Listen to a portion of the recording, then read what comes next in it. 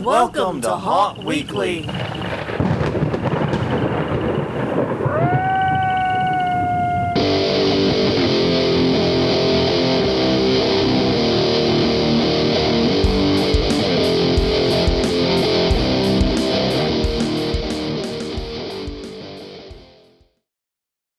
Hello, everyone. I'm Jonathan. I'm Crystal. And this is Haunt Weekly, a weekly podcast for the haunted attraction and haunted entertainment community. Whether you're an actor or just plain aficionado, we aim to be a podcast for you, but maybe not so much for the plain aficionados this week. Because we're discussing secrets, peeking behind the curtain of haunted attractions to say the things that we don't tell our customers and our visitors. If that sounds fun and entertaining, I think it is going to be. Please stick around. But if you want more Haunt Weekly, check out all the places we exist. We're at hauntweekly.com, Haunt Weekly on Twitter, X, whatever the hell it's called this week.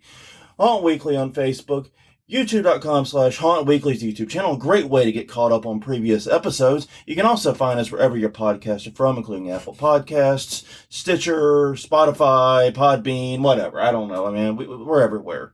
And that's the way we like it. On that note, everyone, let's see. We don't have any housekeeping this week. I don't seem to have any of that. But we do have work we did for our haunt. A little bit. Which was, okay. It's kind of amusing how this particular work came about. Because we are in the process of trying to install a handrail on our front steps. For reasons unclear before man and God, our house has a slight walk up to it. Not much of one, only 3 steps. 3 steps. 2 steps. So it's 2 or 3 depending on how you count them, honestly. Yeah. But when they built it, they never included a handrail, which is technically against code. Right. But it hasn't been a huge issue for us. We lived in the house for damn near 20 years. Just damn near 20 years. Yeah. Never been an issue, but we're all getting a little bit older here. Mm-hmm. And a handrail probably isn't a bad idea for each and every one of us.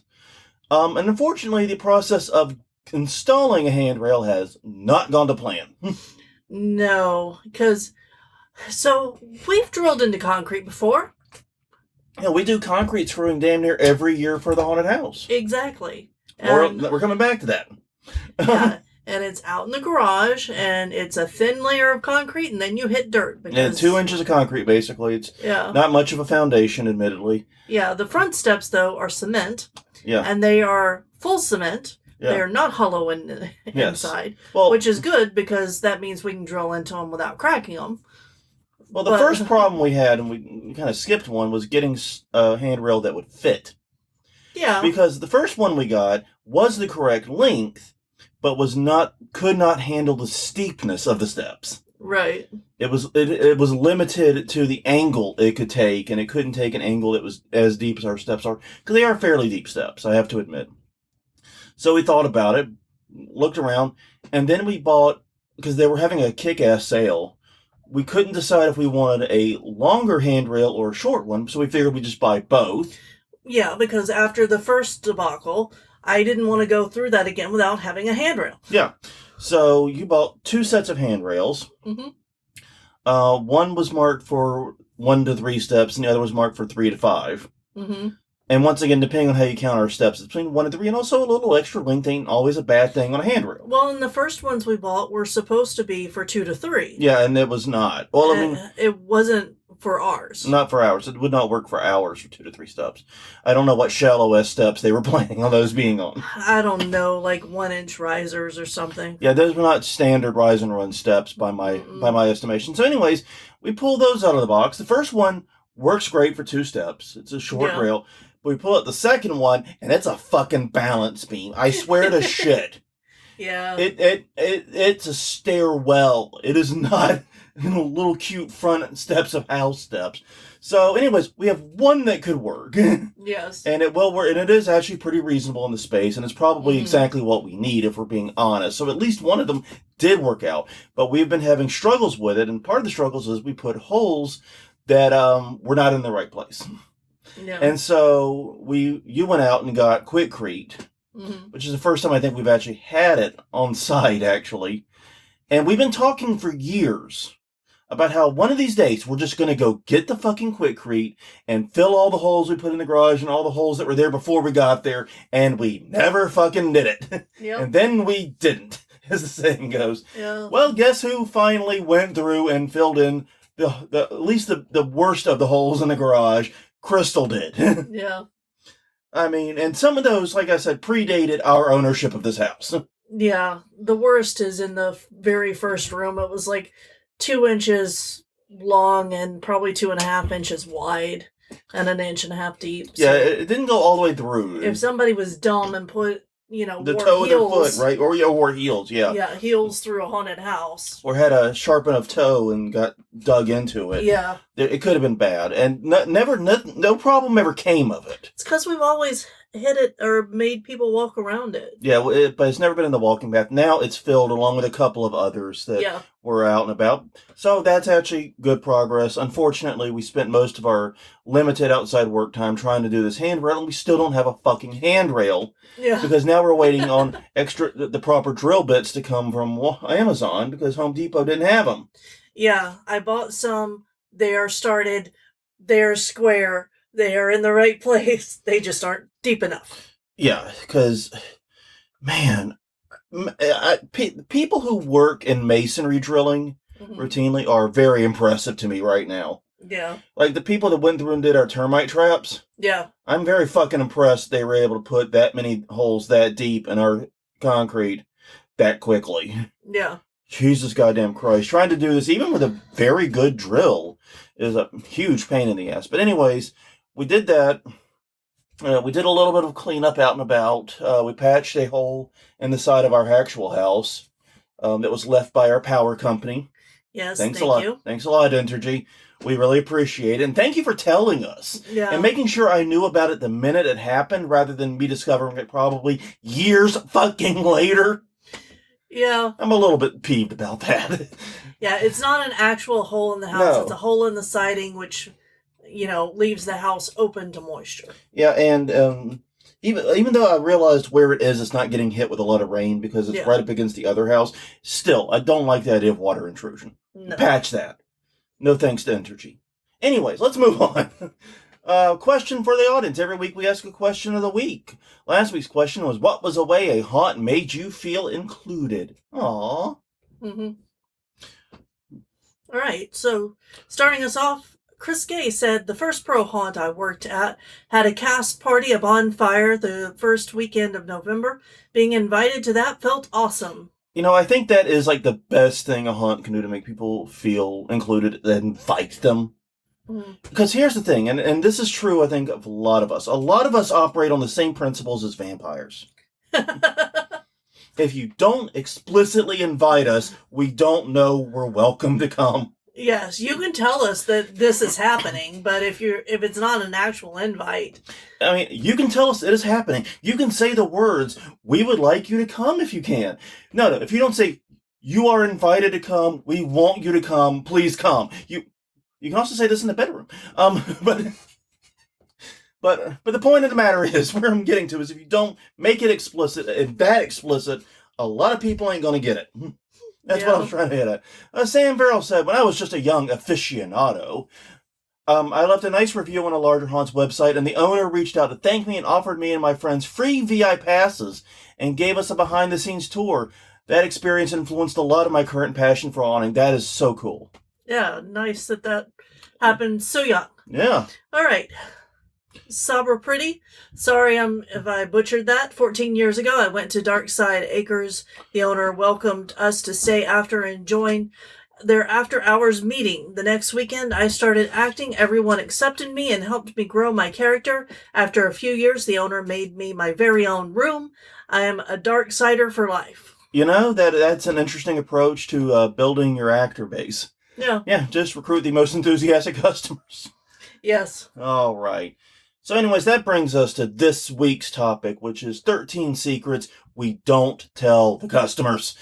Even though we sometimes are thinking them really fucking loudly. Yeah. Now, this kind of dovetails with a previous episode. Basically, September 2020, we did an episode, I believe it was 251, where we talked about 13 things we wished customers knew. And there were things like how difficult haunting is. Yeah. Did you actually say the question of the week this week? No, I did not. You're Or right. are you just getting into the topic? I'm just getting into okay, sorry. Moving back for 1 second. This week's question of the week is related to the topic. Obviously, it is, what is the secret you never tell customers? Yeah. What are you having the hardest time holding back? Tell us your secret here. There are no aficionados here. You can tell HauntWeekly.com, Haunt Weekly at Twitter, Haunt Weekly at Facebook, and YouTube.com/Haunt Weekly. Let us know, what is the secret you hold on to from your customers. Okay, so anyways, we did episode 251 about things we wish customers knew and we wish we could get out there more. Now we're doing the opposite. The things that we as actors, owners, builders, set designers, makeup people, whatever you're doing, that we know that we deliberately keep from the customers. So yeah, on that note, I guess just jump on in. All right. So you are, as the customer, you're never more than 10 feet away from behind the scenes stuff. Usually you're a lot closer than you think. 10 feet was fucking generous when I wrote this. I admit that. Usually it's like 5. Yeah, maybe. Like a good meter, a couple yards away at most. Well, and I think that some fire codes require 3 foot. Well, you have to have your 3 foot walkway, but once again, it could be to your left or your right. Anyway, moving on. So behind the scenes is closer than you think. We like to present haunts as actual places, but they're really 3D movie sets that you just walk through.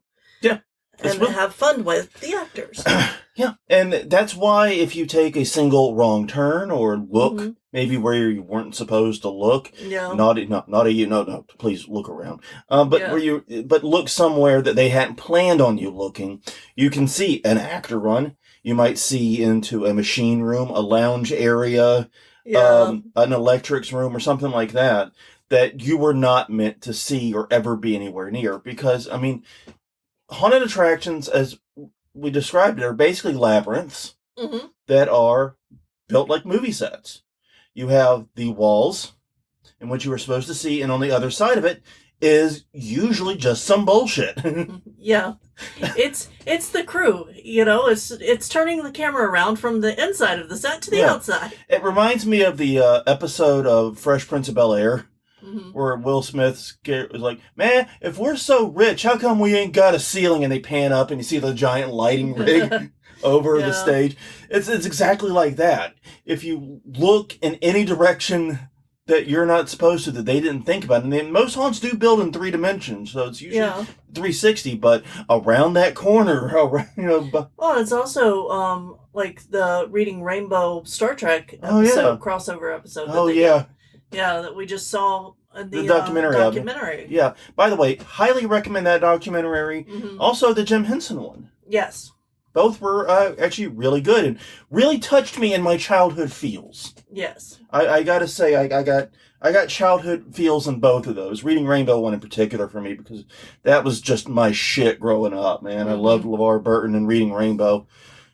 Who knew TV could make you want to read? But like you said, they pointed out that like you had the engineering set and you had the woody, but you look like 5 feet one way. It's just some dude standing there holding a microphone. It's like that's basically the way haunts are. We're movie sets that you just happen to be walking through. It's all that physicality you see around you doesn't actually exist. Yeah. It's meant to look like it does, but it absolutely does not, and it's pretty impressive when you actually do get behind the scenes and see just how close customers are to that stuff all the time. Number 2, yes, we talk about you after you're gone. This is one of the few secrets I can guarantee applies to every single goddamn haunted attraction on the planet. Yes. Some of these, like the first one, if you're a trail haunt, I guess it's possible you're a long distance away from behind the scenes stuff because the forest is the scenery, So there's some technicalities you can play there. But if it's an indoor haunt, that's probably very true. This one, every goddamn haunt does this, I guarantee it. Yes, if you give a good scare, if you give a weird scream, you have a funny reaction, you drop something, you have a code yellow, or God help you, a code brown. Yes, we will be sharing the story and laughing about it and the after party when all hanging out afterward. And if your story's good enough, we may be talking about it for years. Yes, and not just to people who were there at the Oh time. no, Not no. just to our crew. If we go to conferences, we will retell the story of you without knowing your name. The story of the marionette guy lives on. Yes. I've still got the footage of him. I don't understand what the fuck that was, to be honest with you. But that's the way he scare reacted. He turned into a marionette puppet. Don't look at me. Yeah. But no, yeah, stuff like that. We will talk about you, but please don't take it personally. We have no idea who you are. And even if we do know, most of the time between darkness, masks, trying to quickly pop out and do things, we don't really see you. We don't know who you are. We're not going to recognize you at the grocery store and go, hey, you're the marionette guy. Yeah. I couldn't tell that person, even with the security camera footage, and very good security cameras, I couldn't spot him in a lineup. Now, I will say that if you are a line actor, you may actually remember repeat customers from year to year. That's true. Because we have someone who does that. Yep. And they will call us out on not remembering people if we don't put it in here. Well, that's fair. And the other thing is, if you do anything like actively bad, yeah, you will be remembered. Yeah. This only applies to customers that have funny scare reactions. Yeah. That's all it really applies to. If you do something genuinely bad, if you assault someone or steal something, the haunt will remember you then. Oh yeah, you're on a banned list. We've got people watching for you. So don't take that as that you can totally steal from a haunt and punch the actors and whatnot. No. This is just, don't feel bad if you have a funny scare reaction, because yes, we'll talk about you, but no, we will never actually apply it to you personally. Yeah, it's all in good fun. All right, next up. All right, we are barely holding it together. Jesus Christ, I've wanted to scream this one sometimes. Yeah, it's just like, why are you still talking to me? Why aren't you getting out of my scene? These are long nights, often after working long days. Get in the fucking haunt, you dipshits. Yeah. Jesus fucking Christ, I don't care who goes first. Yeah. Physical Jesus, take the wheel, because these people aren't. Physical activity, heat, cold, stress, uncomfortable positions and costumes. Yeah. So yeah, we're physically and mentally especially later in the season. Yeah. Because even with our 3-night run, by the end of Halloween night, between all the work we did in September, October, and then the 2 nights we ran previously, we're barely vertical. We're held together by yummy Ellie food, which that is the greatest contribution Ellie has ever made to the haunt, is ensuring that we have actual food. Yeah. So we can eat like human beings instead of eating like trolls over the sink, just scarfing cookies or whatever's available. But no, we're so tired. Yeah. We've been through so much, and we don't have the energy for your bullshit. And it's physical and mental. We're barely holding on. You know what I mean? And it's so frustrating sometimes when customers don't understand exactly what we've been through. Because a lot of people who work professional haunts, so it's and now some of these are opening up in August. Yeah. God help us. But from mid-September through all of October, they've been holding day jobs. We'll get to this in a minute. This actually comes up in a second. But, they're working their day jobs, then leaving there and then coming to the haunt, working the weekend there. They haven't had a day off, an honest to God day off, probably in 6 weeks. Yeah. It's rough. It takes its toll on you physically, mentally. Our voices hurt, our knees hurt, our backs hurt. We are beyond tired. We are kept vertical by energy drinks alone. Pretty much, yeah. And so, yeah, please have a little pity on us, sometimes is what it comes down to. And so if you see the haunt actor just not having their best night, that's why. Yeah. Especially if it's later in season. I can almost guarantee you that's why. All right. Item number 4, and this is a big one for me. We're scared of the customers, too. Have you ever heard with animals, they're more scared of you than you are of them? Yeah. I remember when we were going out and doing a lot of hiking, we saw the coyote out there. Yeah. And every time I saw a coyote, you see the back of it. You never see it in the front of it. You see the ass in it, because it's trying to get the fuck away from you. You don't want any of your shit. You only got to worry about the wild boar. Yeah. In this area. In this area, at least. Yeah, and the wild boar, they just want you out of the area. They don't really want to eat you. They just want you gone. which is they'll make sure you leave, and that's the end of it. We might have been escorted out by some more, but the point is they're more scared of you than you are scared of them thing also applies to haunt actors a lot of the time. Yeah. Because here's the thing about it. It is rare for actors to punch or assault customers. Yeah. It is many, many, many times more likely for a customer to hit an actor. A, there are many, many times more customers, but B, that's just the way, the startle reaction flows. Yeah, and, if actors act badly by hitting customers, they're not going to be actors for very long. No, they will not. It's also very rare for actors to take any higher level of violence against the customers. Mm-hmm. Shooting, stabbing, whatever. Most violence that takes place in a haunt is customer on customer or customer on actor. Yeah. In fact, that year we had all of the shootings. I think that was 2020. Mm-hmm. Every single one I can recall was a customer either shooting another customer or a customer shooting an actor. Yeah. And so here's the thing. We're aware of that. We're aware that we can get hit, we can get tackled, and we can have worse happen to us. We're very cognizant of that. So yes, we are scared of the customers. And if you're not at least a little bit scared of the customers, you're not paying fucking attention. Yeah. I'm not saying change anything you're doing, just be cognizant of this. It turns out customers are unpredictable people. Yeah, well, I mean, we're taking people, mostly young people, yeah, and scaring them, getting an extreme reaction from them emotionally. And the result of that is unpredictability. Mm-hmm. Because, and this is one thing that I think I've learned as I've gotten older, as I look back at my younger self. Young me was way too easily guided by in-the-moment emotions. I didn't have the emotional maturity mm-hmm. to really, put things in context. And I'm not saying I'm perfect at it now. I was just way worse at it back then. And, similar situation here. You bring young people in who maybe don't know what their fight or flight response is. They maybe don't know how they're going to react to a scary situation. Mm-hmm. And you're putting them in one. Yeah. Really what happens. So yeah, we are definitely very scared of the customers. It's not just the customers being scared of us. Mm-hmm. Moving on. All right. We have thought way too much about our character. Oh, man. Yeah. Dude. So big haunts. I know this is a big one for you and me. Yeah.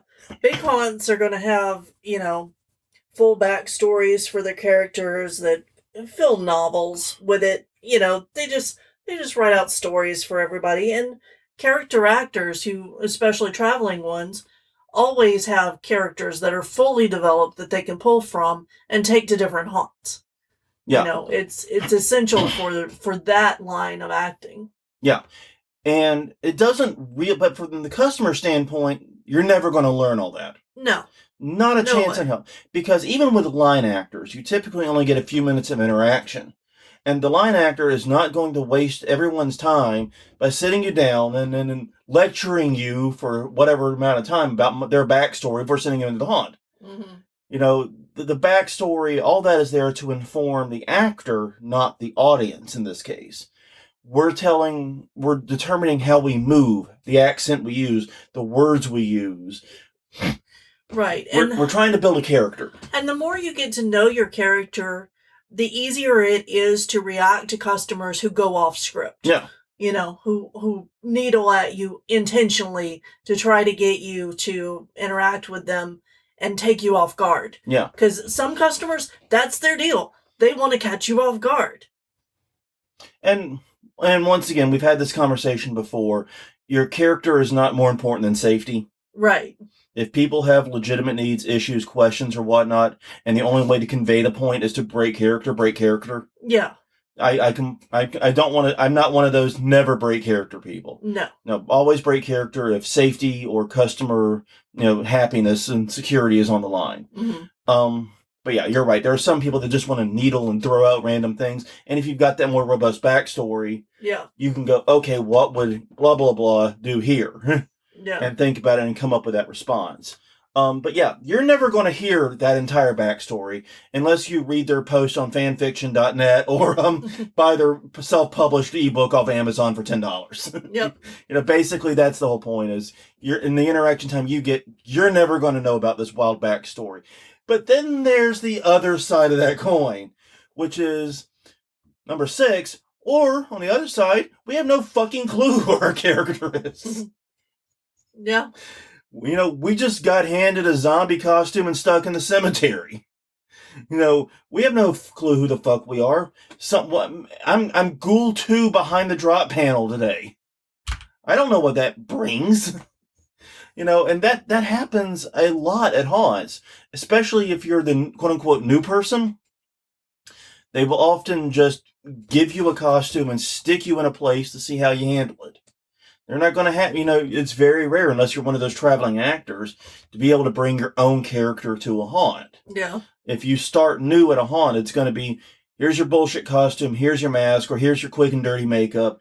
Go hide in that corner there. Go be behind that drop panel, something like that. And it also is variant upon the size of haunt you're acting at and you're going to. Yes. Because bigger haunts are going to have more fleshed out characters usually. And smaller haunts are going to be more fly by the seat of their pants, is what I've found. But even at the bigger haunts, there's going to be characters that are just background filler. Oh, yeah. And so you're going to get those no character roles. Yeah. And I know as a haunter, I remember when I was working at one haunt, I was just doing the black morph suit thing. Yeah. I was sitting there between customers thinking, okay, what the hell is my character and my motivation? Because all I'm doing is I'm wearing a black morph suit and running through moldy clothes. Yeah. I still haven't figured out that character. If you have any idea what the fuck character that should have been, please let us know at all the places I mentioned multiple times per episode. I'm very curious to see what you all come up with for a black morph suit guy running around smelly clothes. It fucking worked. You got the reactions, but Jesus Christ. So yeah. There's the two extremes every haunt actor has experienced. I know every minutia about this character, and I don't have any fucking clue who I am. There's nothing in the middle. All right. Number 7, if you're keeping track. If you lost something in the haunt, we probably have it. Yeah. Yeah. That's not only do we have it, but we probably have it on display. It is a trophy. There is a trophy case with your shit in it. Yep. Because basically, the first rule is secure your shit, people. Don't take your cell phone out. Put it in a good pocket. Wear shoes that are good. Don't do flip-flops or sandals in a haunted house. Yeah. Jesus fucking Christ, people. Yeah. God don't take your cell phones out. I know it's fun to go live, but, don't. Man. And also the big one for me lately has been don't wear hats or headpieces like costume pieces. Oh yeah, we've gotten so many of those. We have so many of like devil ears or devil horns or kitty ears or things like that. Tiny witches hats. Yeah, don't wear hats or bands or that are going to catch stuff and fall off. Especially because even if we don't have things that are in the way, if you bend over or fall, or your head moves around a lot, which it might, then yeet to the moon with you. And basically, most haunts, if you drop something expensive or essential, like if you lose a shoe, they will probably try to find your shoe for you. Yeah. Just that way you can walk home in your shame for wearing the wrong shoes to a haunted house. If you drop your cell phone, they'll probably give your broken-ass phone to you. Because that's expensive, and we understand that. But all that other stuff we just, mentioned, like, bits of costume, jewelry, headbands, God help us, candy. We found lipstick. Expensive lipstick. Yeah, things that were in a purse that might have gotten dumped. Yeah. All that shit, that's ours. Glasses will go back to you, though. Oh, glasses will. You need to see. Yeah, you need to see. Glasses, shoes, and cell phones, I think, are the ones that are routinely returned. Yeah. Because for the reasons we mentioned, that they're necessary and or expensive. But everything else, nope, that's ours now. We own it, and it's on display. So if you're like, You know, I had that headband I was wearing fall off inside blah blah blah haunt all those years ago. I wonder what happened to it. I wonder if it's still there. No, they have it. It's on display in their home. I will guarantee you that. Yeah, it's part of a haunt scene. It's part of something. It's on display somewhere. You might be able to go revisit it, but it's probably going to be in the background of a scene, as you noted. Yep. Go see your headband. Yeah. This Halloween season. Yeah, good idea. We should pitch it that way. If you drop shit, we're going to use it in the haunt. Come back and find it. Yep. Oh, man. Number 8. Okay, we've got 2 more serious ones here, but the challenge of making a haunt wheelchair accessible. Mm-hmm. We never talk about this with the customers, but for most businesses, and something I learned is that ADA compliance isn't that hard. Like when we did the yarn store, we knew the building was ADA compliant. So we had the ramps leading to the door, and the door itself barely got a lip on it, just has a threshold. So we knew the building was ADA compliant. All we had to make sure of was that we had 36-inch walkways going around and that the corners were able for a wheelchair to navigate. And we've had people navigate it with motorized scooters even.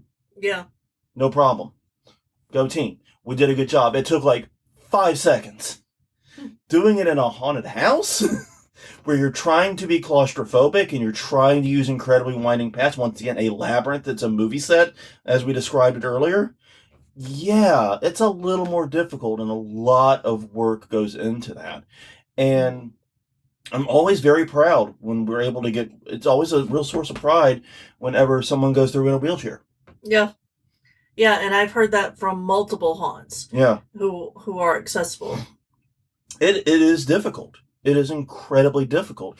And like I said, most businesses have to think about it some, but not nearly to the extent a haunted attraction does. Yeah. Like I said, we think more about wheelchair accessibility every fucking year than we thought about with Yarnola the one time we set it up. Mm-hmm. Yeah. I think that's fairly accurate. That's fair. Yeah. That's what I'm trying to hit at. It's like your average yarn store / Subway or whatever the hell else is in that shopping center doesn't really think too much about ADA. Haunts think about it constantly. Mm-hmm. I mean, constantly. I remember one haunt. Go ahead. I remember one haunt we worked at. They were repairing a tomb scene. There was a scene where you walk through a tomb. They had to repair it because someone got scared, slammed into it, and when they did, they bumped one of the walls. Very shoddily built tomb scene, we should add. And it caused one of the doorways to not have the required width for ADA. So they were literally, as the show was running, trying to reposition the doorway to get back to ADA compliance while we were open. Yeah. That's the type of shit we go through for this. Yeah, that's something that customers aren't going to see. Or notice. Yeah. All you're going to notice is that you have a nice, clean, wide walkway that makes it very apparent where to go. And honestly, that's the way it should be. You shouldn't be thinking about these things to the customer. Yeah. Speaking of which...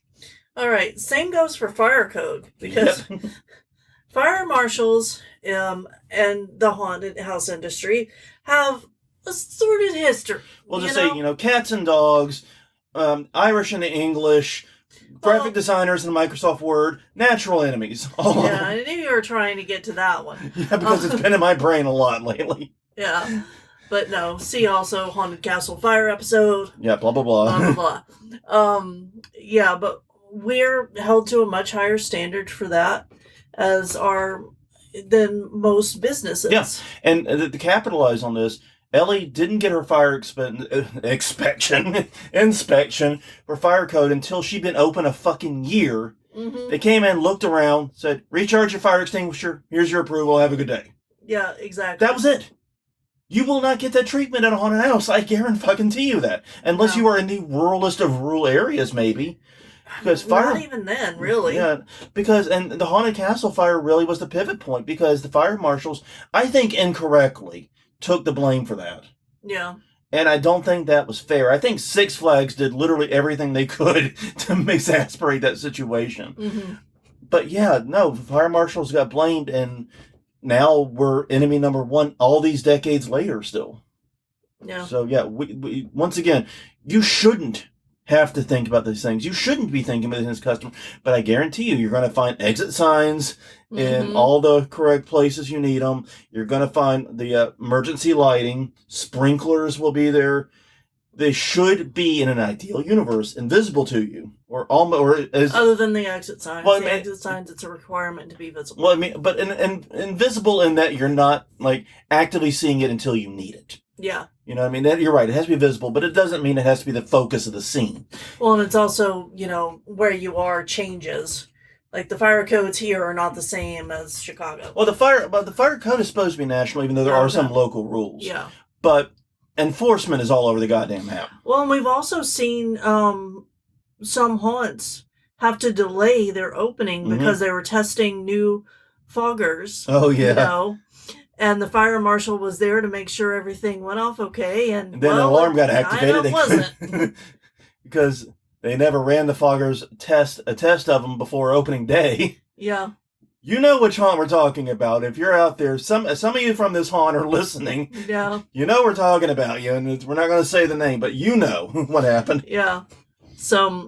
And we've had friends who own and work at other haunts who the fire marshal has decided to come out day before opening. Or day of opening, yeah. Hours before opening. Yeah, and shut them down. Or say you can't do X, Y, and Z, and you have to change it before you can open in the next 2 hours. Yeah, one of our friends had to do an emergency replacement of ceiling tiles. Yeah. Which, okay, that's kind of weird. I don't see how that's a fire issue. No. I mean, I maybe there's something. I get it with the drop ceiling. Those tiles have to be. They're very fire resistant. Yes. So I guess that the fear is that a fire would start above it and then transfer down to it through the open holes. But that's a stretch. Yeah. That should be a, hey, get that fixed before you know what I mean? Yeah. Anyway. So yeah, basically though, we think a lot about fire code. Mm-hmm. Is what it comes down to. And also, and that translates to your bonus, secret, quote unquote secret, is that you will be very safe. Yeah. I mean, because we are held to that standard in both ADA and fire code. A good haunt that complies with both is going to be a very safe walkthrough. Mm-hmm. So that's cool, right? Okay, number 10, as we're getting toward, our climax here. Not that there is one, don't expect that. But number 10 is you missed a lot of details when you went in the room. A lot. Yeah. Because basically, when building scenes, haunters put in a lot of details that we do not expect people to see every detail of. No, they're just for us. We detail things a lot, to share with other haunters. And look how detailed our scene is and how nice it is.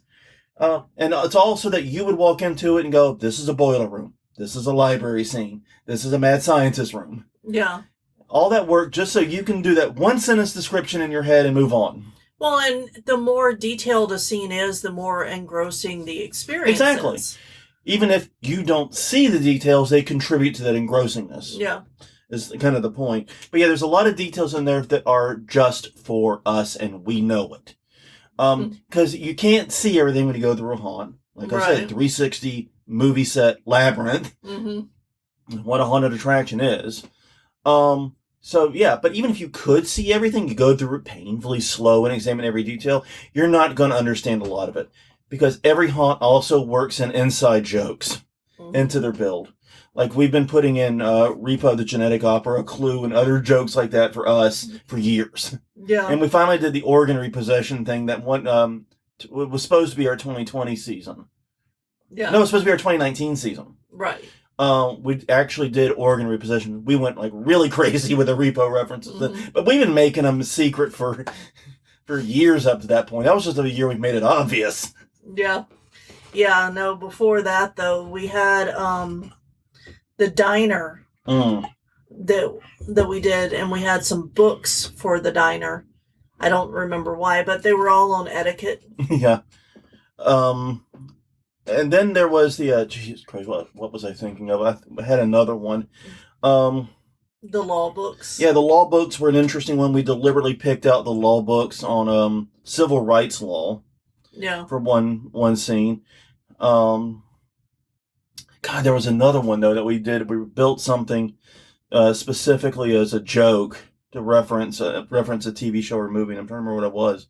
But still, there's you're going to find shit like that in every haunt. Mm-hmm. You're going to find people having a little fun with the design. And if you do see it, if you do see one or two of them, that you're going to go, cool, that's great. But you're not going to see them all. No way, no. Not a chance. Number 11. Every haunt has had at least one incident they'd like to forget. Yeah.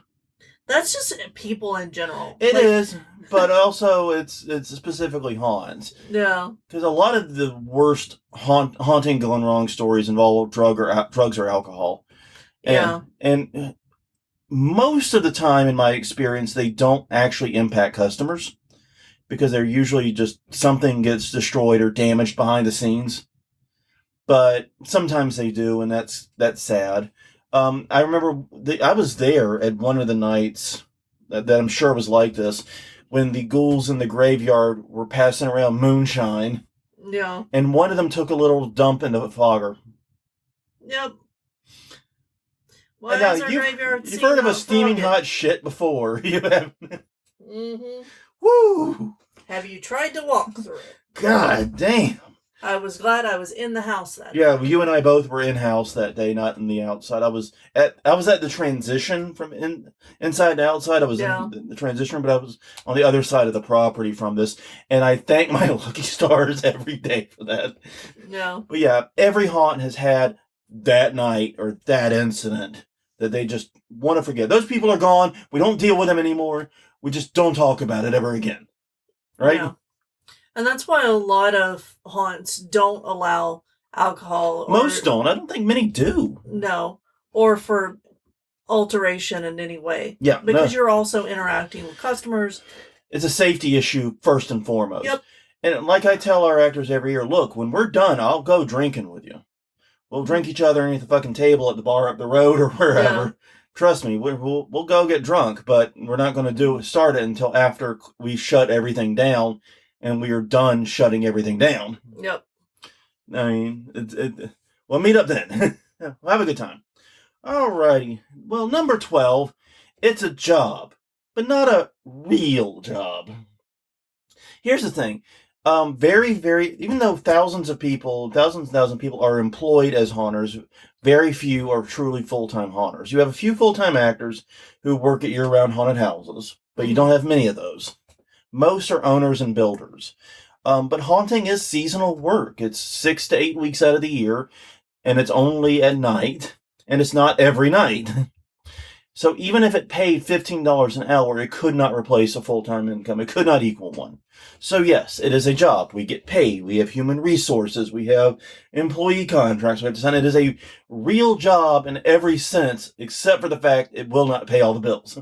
Yes. And to be clear, actors should get fucking paid at professional haunts. Yes. I'm being very clear about this. Yes. The other thing is for charity and home haunts, we're probably not getting paid. We are just there strictly because we love doing this. Yeah.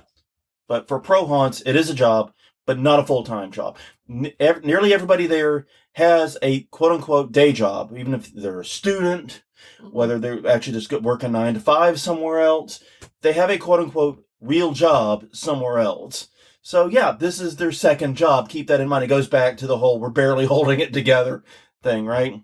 No. But yeah, but basically, yes, we get paid. It is a job, but it is not a real full-time job. If you don't love it, you're never going to do it. Because believe me, the money is not going to be what brings you in. Right. And enjoying it so much and being at the end of your rope whenever a customer is, mean to you, because they can be mean. Yeah. Our feelings get hurt. Don't do that. That's just mean. Yeah, I guess this is another one of those please be kind to haunters moments. Yeah. All right, number 13 to wrap it up. We want to see you happy. Damn straight. Yep. We act big, tough, and scary, but we just want to see a smile at the end, like you got through it together and have a little laugh at each other and yourselves. Yeah. Because the whole point of a haunted attraction is fun through fear. Mm-hmm. The fun part is really, really fucking important. Yeah. Because only a true psychopath wants to scare someone to the point that they have a breakdown, that they have an incident, or that they get PTSD or something like that. No. Most haunters want you to get good and scared, have a very funny reaction, and then smile and laugh about it as you go to the next scene or as you exit the haunt. No. The reason every year, and I've said this multiple times, the thing I love working most front of house, A, is more interactivity. Mm-hmm. But I love that I get to see the smiles on people's faces as they leave. Yeah. It is so rewarding, and it makes me go, okay, that's why I'm doing this. That's why I'm going thousands of dollars into debt and losing 3 months out of my life to this work, is for that. And it feels good. It really does feel good. But we're not allowed to tell the customers this. That we love seeing them smile and laugh and be happy. Because we're supposed to be like a big, tough, scary haunt, and you're supposed to... We only want to see you scream. Yeah, make a scream, code yellow, code brown, you know. Yeah. That's all we want. No, we say that, but the reality is we want to see you happy. We want to see you enjoy it. And we want to see you come back because you enjoyed it. Yeah. I think that's fairly straightforward stuff, right? Mm-hmm. So yeah, we can't tell the customers that, but we like it when they smile and laugh and have fun. Yes. Yes, we do. Well, I think that's everything. Yeah. So there's secrets that we don't tell customers actively. Also, maybe it should be rebuilt as things that you won't find in haunt ads. Yeah, and we know we didn't cover everything. That's why the question of the week is what it is. Yep. So please, leave your things that you don't tell customers or would never tell customers. Leave it to us. Entrust us with your secrets. We don't have anybody to tell it to. It's not like we have a pot. Oh, wait. But on that note, yes, leave those secrets at hauntweekly.com, hauntweekly on X/Twitter or whatever. Leave it on Haunt Weekly on Facebook and youtube.com/hauntweekly. Also, get us wherever you get your podcasts from. Until next time, though, I'm Jonathan. I'm Crystal. And we will see you all next week.